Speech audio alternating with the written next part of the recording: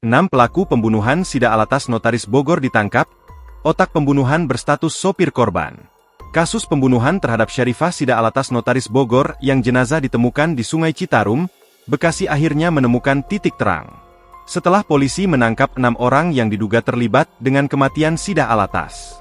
Melansir dari Kompas TV, Minggu, 6 Juli 2025, dari 6 orang yang ditangkap, 3 diantaranya telah ditetapkan sebagai tersangka.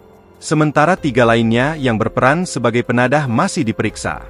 Polisi akan melakukan gelar perkara untuk mengungkap fakta-fakta lainnya dalam kasus ini. Dari 6 pelaku yang ditangkap, 1 diantaranya merupakan sopir korban. Kini, polisi tengah melakukan pendalaman mengenai peran masing-masing pelaku.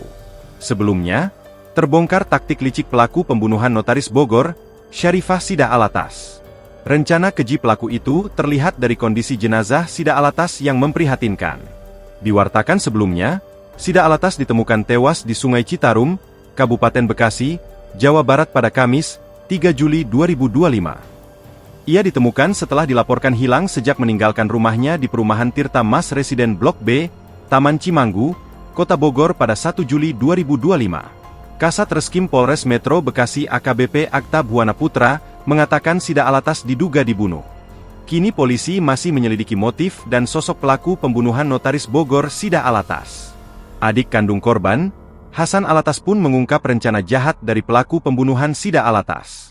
Pasalnya jenazah Sida Alatas ditemukan dalam kondisi diikat menggunakan batu. Ia merinci, jenazah Sida dikaitkan dengan batu pada bagian kaki. Hasan menduga pelaku berencana agar jenazah Sida tenggelam ke dasar sungai. Selain itu, ia menduga pelaku mencoba menghilangkan jejak. Sebab kondisi wajah Sida Alatas penuh dengan luka sampai tak lagi bisa dikenali.